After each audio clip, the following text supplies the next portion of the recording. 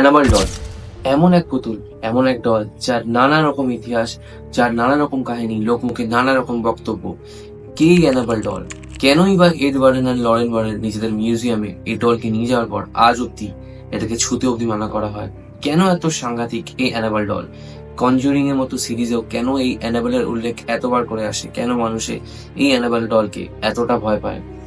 আজকে জানবো অ্যানাবেল ডলের পুরো ইতিহাস, পুরো কাহিনী, আর আপনাদের সামনে তুলে ধরবো এই অ্যানাবেল ডলের আসল সত্য, যেটা এখন অবধি কেউ তুলে ধরেনি। নমস্কার, আমি অনিরুদ্ধ, আপনারা দেখছেন ব্লগার্স লাইন পডকাস্ট। এই চ্যানেলের পডকাস্টের সাথে সাথেও আমি চেষ্টা করব এমন কিছু রহস্য, এমন কিছু মিস্ট্রি, এমন কিছু ইনসিডেন্টস আপনাদের সামনে তুলে ধরার যেগুলো মানুষে আজ অব্দি উত্তর পায়নি, সেগুলোরই আমরা চেষ্টা করব উত্তরগুলো খোঁজার। তো আর দেরি না করে চলুন শুরু করি আজকের ভিডিও। আমেরিকা শহরে ডোনা এবং অ্যানজি নামের দুজন নার্সিং ছাত্রী একসাথে থাকতেন। ডোনার জন্মদিনে তার মা তাকে একটি পুতুল উপহার দেন। কিছুদিন পরে তারা লক্ষ্য করেন পুতুলটি নিজের জায়গা পরিবর্তন করছেন, এবং অনেক সময় এটাও দেখা যায় যে পুতুলের গায়ে কিছু রক্তের ছাপও দেখা যাচ্ছে। কনজুরিং সিরিজে যেই ঘটনাগুলো দেখানো হয়েছে বা অ্যানাবেল সিরিজে যেগুলো দেখানো হয়েছে, সেই ঘটনা অনুযায়ী ডোনা ও অ্যানজি কিছু প্যারানর্মাল ইনভেস্টিগেটরদের সাথেই থাকতেন। তারা জানতে পারেন যে তারা যেখানে থাকছে সেই জায়গায় আগে এক বিশাল মাঠ ছিল, এবং সেই মাঠেই অ্যানাবেল হিগেন নামের এক 7 বছর বয়সী মেয়ের নিহত হয়েছিল। তারই আত্মা পুতুলে ভর করে এবং তাদের সাথে থাকতে চায় বলে সেটাও জানান। পুতুলের আত্মাটিকে অ্যানাবেল ভেবেই ডোনা ও অ্যানজি তাকে বাচ্চা ভেবে সেই বাড়িতেই থাকতে দেন।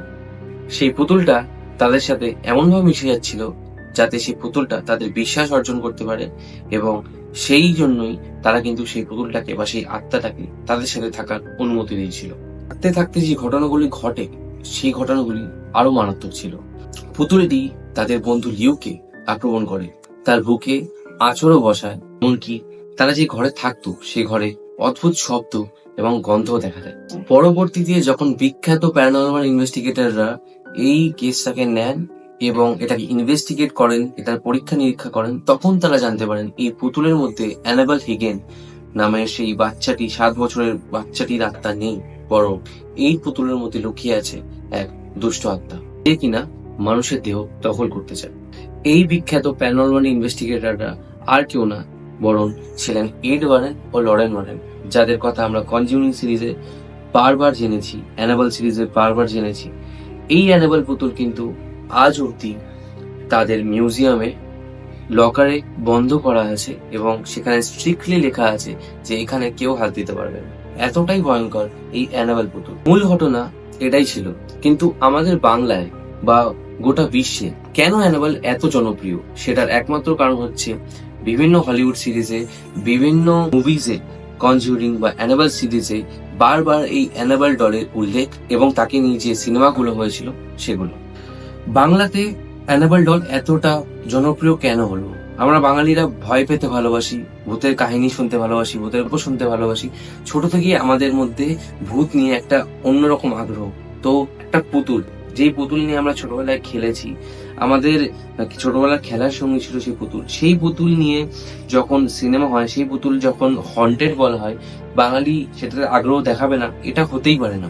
বাঙালির মূল আগ্রহর কারণ অ্যানাবেল ডলকে নিয়ে এটাই, যে একটা পুতুল যে নিজে নিজে নিজের জায়গা পরিবর্তন করত, এবং সে যাদের বাড়িতে আছে তাদের সাথে থাকারও অনুমতি সে চেয়েছিল। পুতুলটি যখন নিজের জায়গা পরিবর্তন করত, সেটা ছাড়াও পুতুলটির এক আশ্চর্যজনক শক্তি ছিল, যাতে সে মানুষের ওপর আক্রমণ করতে পারতো, এমনকি আঁচড় দিতে পারতো। এছাড়াও পুতুলটি যেই ঘরে থাকতো সেই ঘরে বীভৎস এক গন্ধ থাকতো, এবং সেখানে অনেক রকম শব্দও শোনা যেত। এই জিনিসের মিশ্রণগুলোই কিন্তু অ্যানাবেলের কাহিনী, অ্যানাবেলের রহস্যটাকে আরো বাঙালির মনে তুলে ধরেছিল। বিশেষ করে যখন মানুষ জানতে পারে যে পুতুলটি শুধুমাত্র একটি খেলনা নয়, বরং তার ভিতরে লুকিয়ে রয়েছে এক দুষ্ট আত্মা, এক শয়তানি আত্মা। তো সেই জিনিসটাই মানুষের মনে বা দর্শকদের মনে একটা আতঙ্ক তৈরি করে। যাদের নিজেদের বাড়িতে পুতুল ছিল, যে বাচ্চাদের খেলার, তারাও কিন্তু এই জিনিসটাকে ওইভাবেই নিয়েছিল, আর এটাই ছিল অ্যানাবেলের জনপ্রিয়তার একমাত্র সব থেকে বড় কারণ। মূলত পুতুলের ভেতর থেকে এক অজানা ক্ষমতা বেরিয়ে আসা এবং তা মানুষের উপর আক্রমণ করার দৃশ্য বাংলার দর্শকদের জন্য সব থেকে ভয়ঙ্কর বলে মনে হয়। বর্তমানে এই অ্যানাবেল ডলকে একটি কাচের কেসে রাখা হয়েছে, আর যখনই দর্শকরা মিউজিয়ামে অ্যানাবেল ডলকে দেখতে যান, তাদেরকে একটি পবিত্র জল দিয়ে, যেটাকে হোলি ওয়াটার বলা হয়, সেটা দিয়ে আশীর্বাদ করা হয়। যারা পুতুলটিকে অবজ্ঞা করে বা তাচ্ছিল্য করে, তাদের ক্ষেত্রে শোনা গেছে যে অনেক সময় তারা অনেক রকম দুর্ঘটনার মুখে পড়েছে বা তাদের বিভিন্ন রকম সমস্যা দেখা দিয়েছে। কনজিউরিং সিরিজ শুরু হয়েছিল আজ প্রায় অনেক বছর হয়ে গেছে। ছোট থেকে আমরা কনজিউরিং সিরিজের বিভিন্ন রকম ইনসিডেন্ট দেখতে দেখতে, বিভিন্ন রকম ইনভেস্টিগেশন দেখতে দেখতে বড় হয়েছি।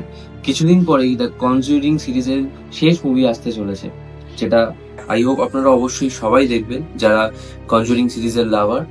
তো আজকের ভিডিও এই অবধি ছিল। অ্যানাবেল ডল আমাদের মনে সেই ছোট থেকে আছে, তার কাহিনী সেই ছোট থেকে আছে। যবে থেকে আমরা অ্যানাবেলের ব্যাপারে জানতে পেরেছি, এড ওয়ার্ডেন আর লরেন ওয়ার্ডেনের কেস হিস্ট্রি জানতে পেরেছি, তাদের বিভিন্ন কেস হিস্ট্রি আমরা জেনেছি, বিভিন্ন কেসের ব্যাপারে কনজিউরিং সিরিজের বিভিন্ন মুভিতে দেখেছি।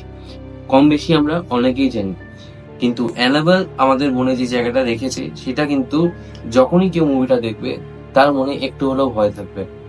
আমি আশা করছি আজকের এই ভিডিওটা যারা অ্যানাবেলের ব্যাপারে জানতেন না বা যারা কিছুটা জানতেন, তাদের জন্য এটা অনেকটা হেল্পফুল হয়েছে। তারা আরো জানতে পেরেছে, এবং যারা ভয় পেতে ভালোবাসে, যারা জানতে ভালোবাসে নতুন নতুন জিনিস, তারা কিছু জানতে পেরেছেন। দেখা হবে অন্য একটা ভিডিওতে এরকম কোনো মিস্ট্রি নিয়ে বা কোনো হরর স্টোরি নিয়ে বা অন্য কোনো পডকাস্টে। ততক্ষণ সবাই ভালো থাকবে।